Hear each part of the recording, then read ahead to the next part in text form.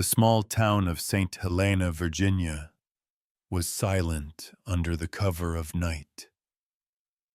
The roads were nearly empty, the flickering street lights casting long shadows on the pavement.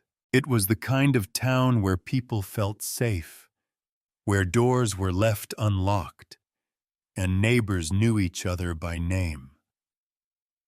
But beneath that illusion of peace, Naomi Carter knew corruption thrived.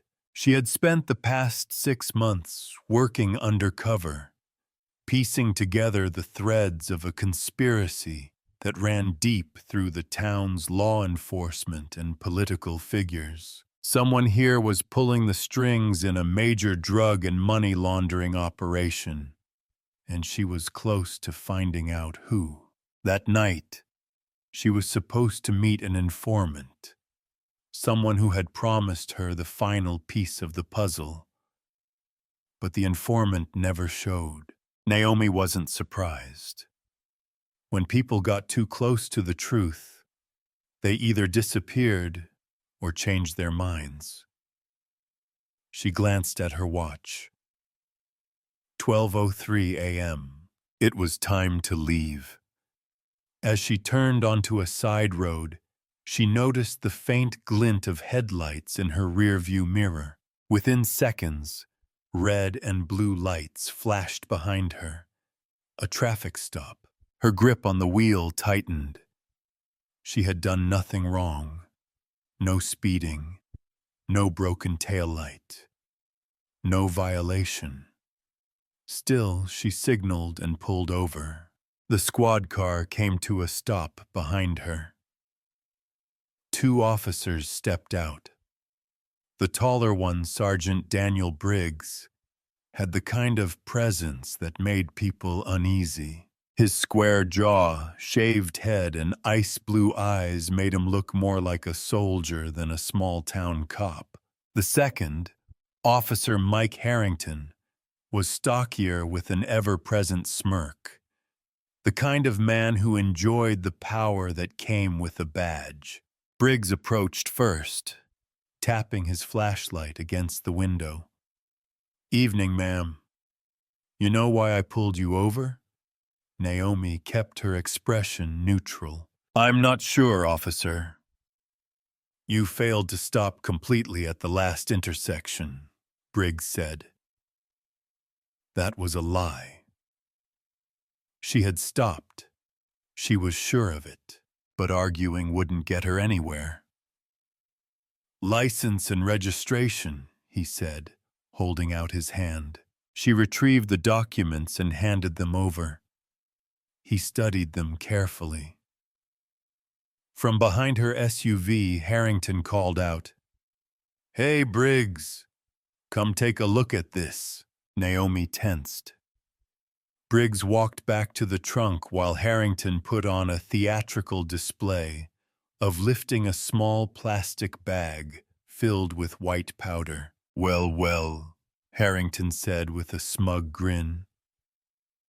"What do we have here?" Naomi's heartbeat remained steady, but she knew what was happening.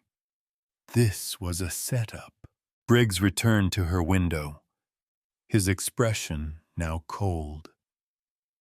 "Step out of the vehicle." She didn't flinch.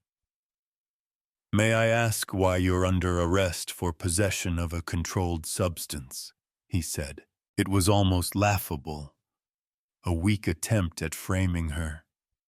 "Turn around," Harrington ordered, grabbing her wrist and forcing it behind her back. The metal cuffs clicked into place. "You just made a big mistake," Naomi said quietly. Briggs chuckled. "Oh, yeah? And why's that?" She met his gaze, her eyes filled with quiet certainty. "You'll see." The police station was dimly lit, the fluorescent lights casting a harsh glare on the scuffed linoleum floor. Officers sat at their desks, drinking stale coffee, their conversations blending into a low hum of background noise.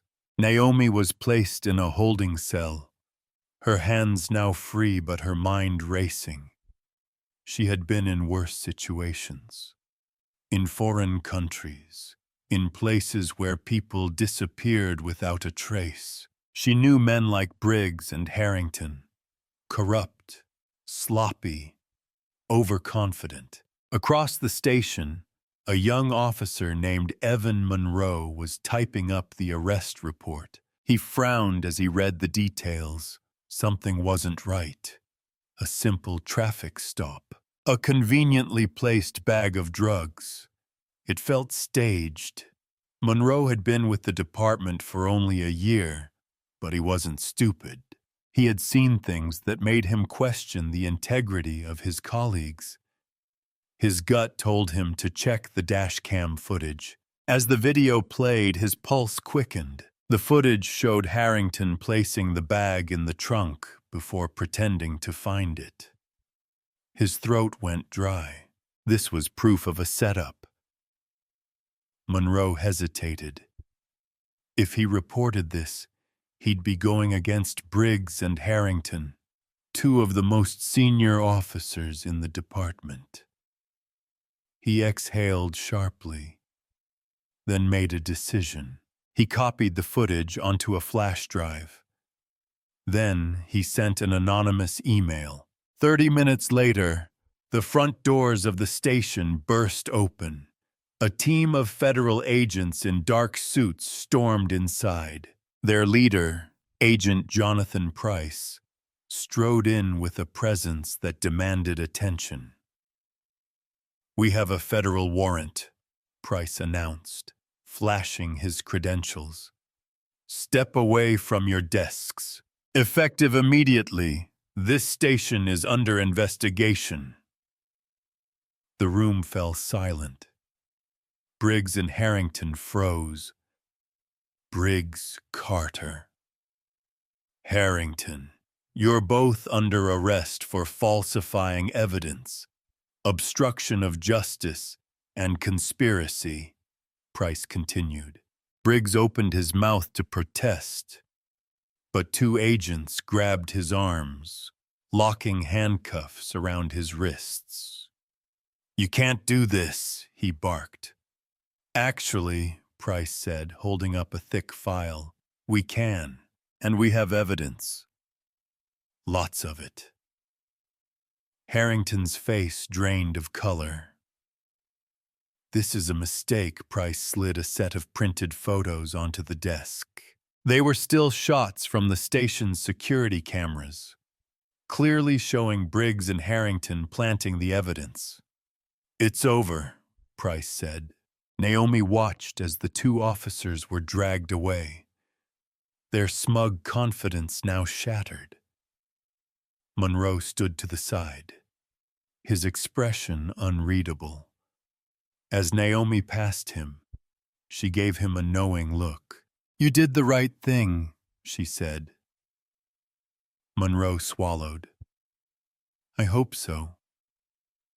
She gave him a nod before stepping out into the cool night air. A week later, Naomi sat on a park bench, a cup of coffee in hand. Across from her, Agent Price joined her, flipping through a file.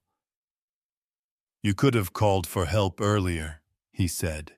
"I wanted to see how deep the corruption ran," she replied. Price smirked. "And it's deeper than just Briggs and Harrington."